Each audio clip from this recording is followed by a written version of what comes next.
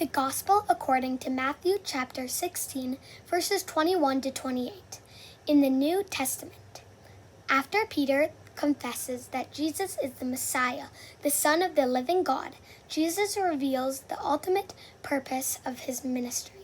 These words prove hard to accept, even for a disciple whom Jesus has called a rock. The reading begins at verse 21.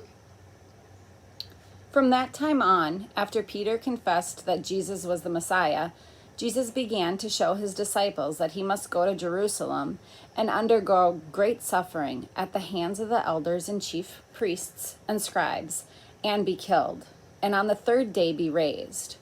And Peter took him aside and began to rebuke him, saying, "God forbid it, Lord. This must never happen to you." But he turned and said to Peter, "Get behind me, Satan. You are a stumbling block to me, for you are setting your mind not on divine things, but on human things." Then Jesus told his disciples, "If any want to become my followers, let them deny themselves and take up their cross and follow me. For those who want to save their life will lose it, and those who lose their life for my sake will find it. For what will it profit them if they gain the whole world but forfeit their life? Or what will they give in return for their life? For the Son of Man is to come with his angels in the glory of his Father, and then he will repay everyone for what has been done. Truly I tell you, there are some standing here who will not taste death before they see the Son of Man coming in his kingdom." The Gospel of the Lord. Praise to you, O Christ.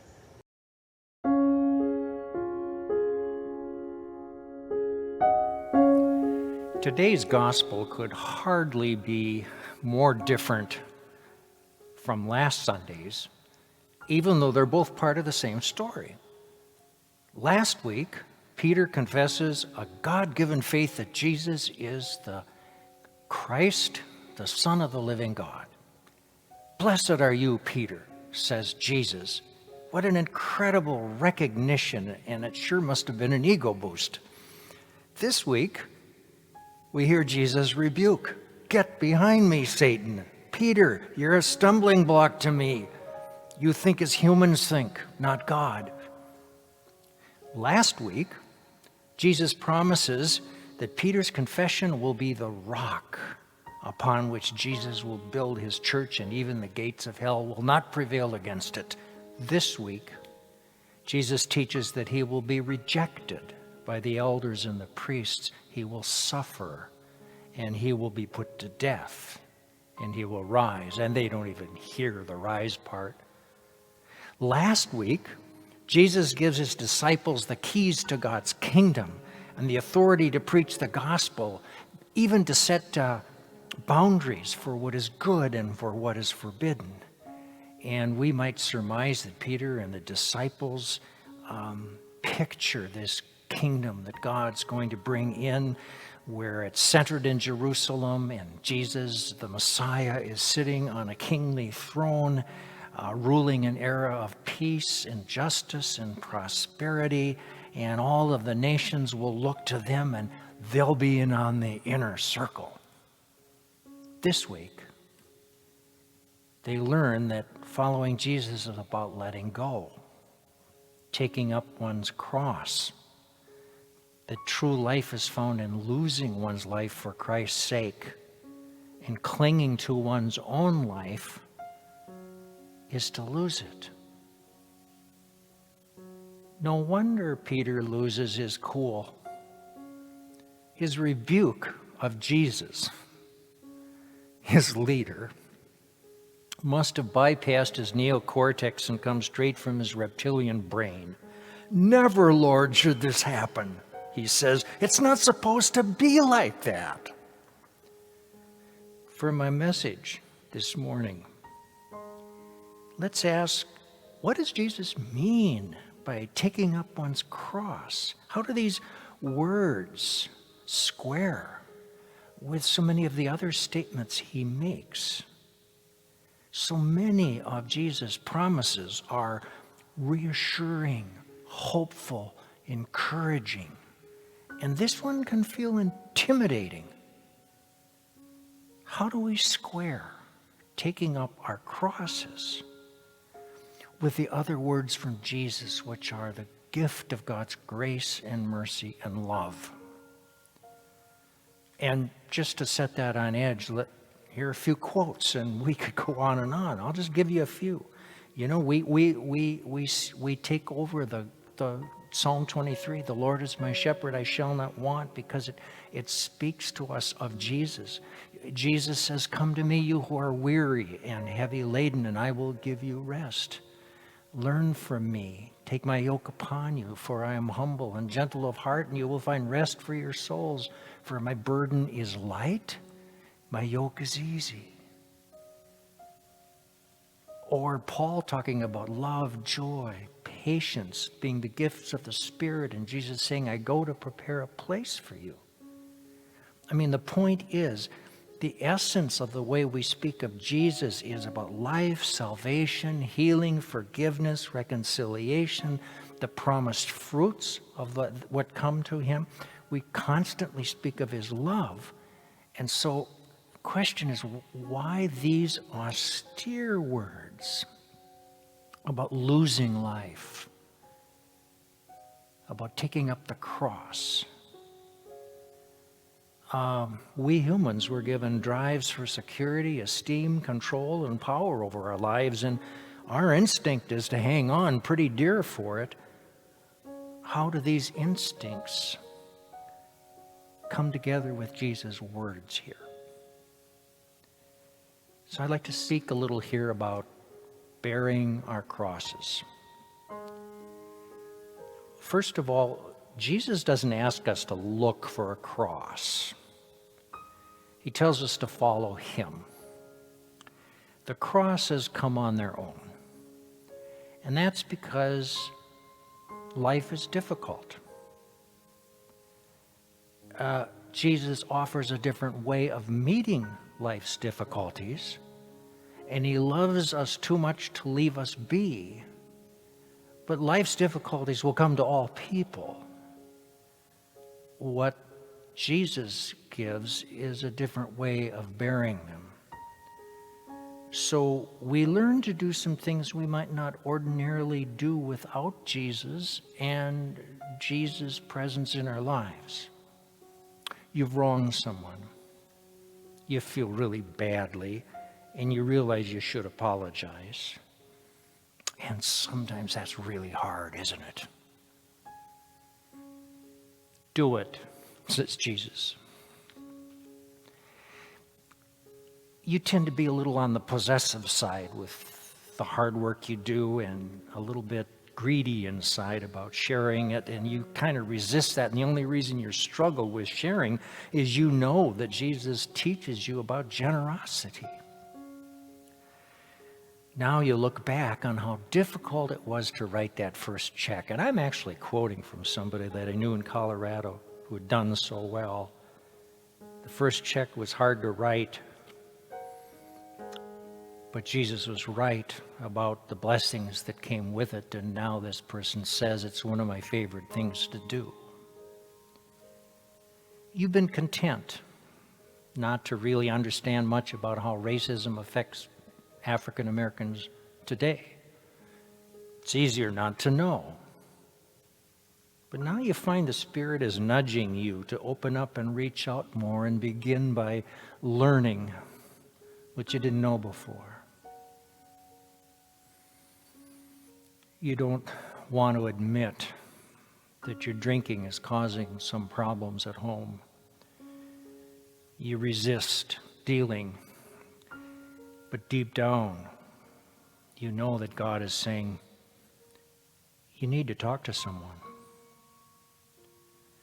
See, Christ comes in many forms. Christ's crosses come in many forms, and they include facing life as he leads us and walks with us.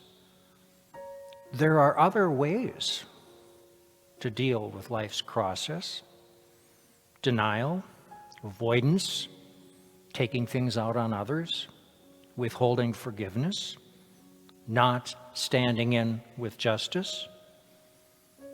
But these crosses get heavier with time. They are not Christ's crosses. Christ's crosses lead to personal transformation, service to others, reconciliation, inner peace. And sometimes it's more complicated than these little things that I've mentioned, these examples. I've told the story about Millard Fuller, who grew up desperately poor and as a child was a bit traumatized by that, and he desperately wanted to make life better. And his childhood experience was not his fault, and his desire to make life better was a good thing. And yet, because he was very smart, he turned out to be great at making money, and it became an addiction. Until his world crashed, as you may remember. He comes home from work, and there's a note on the kitchen table, and his wife said, "I've left. You're not the man that I knew, and all you seem to care about is money and nice cars and big house and growing investments, and I'm out of here." Now that's a cross of his own making. But he got down on his knees because he realized that he had left his faith. And he acknowledged honestly to God that money was now his God. But he realized that that could not give him his life. And so he started to take the road of learning what it meant to follow Christ.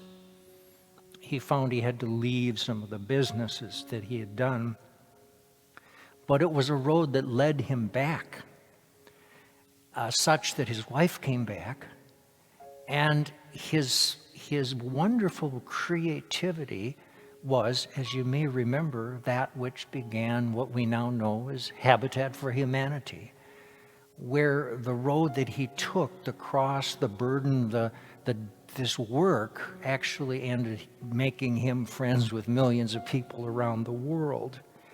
And it's as if the Lord had something so much better in mind for Millard Fuller than what he was envisioning.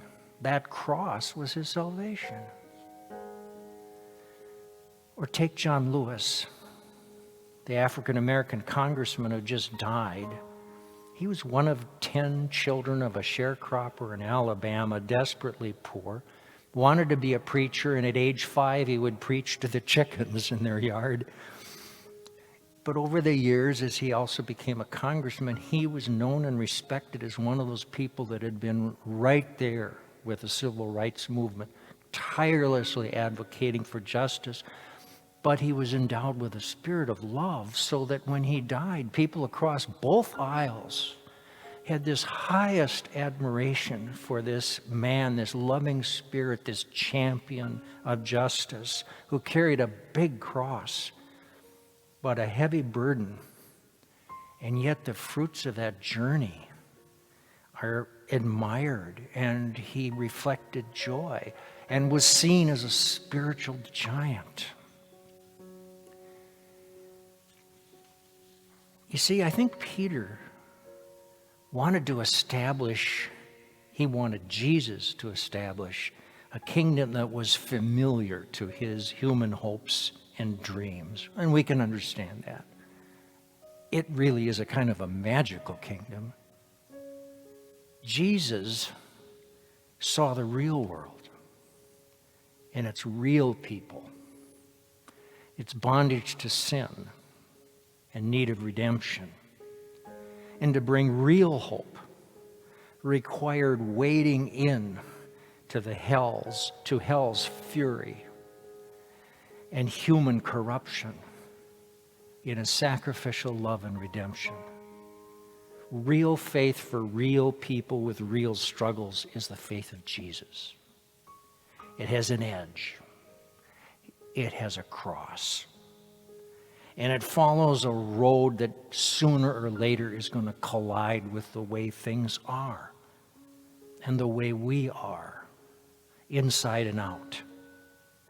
And God loves us way too much to have it any other way. And like Peter, It's easy for us to want to dull faith's edges. Politicians try to domesticate it, and sinners always want to avoid it. And we all play these games. But may we never win.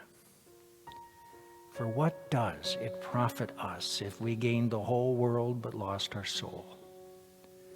Who but God can give us forgiveness, transformation, and eternity? And yes, that road has its crosses. All roads have their crosses. But this road, the crosses redeem and they transform. Amen.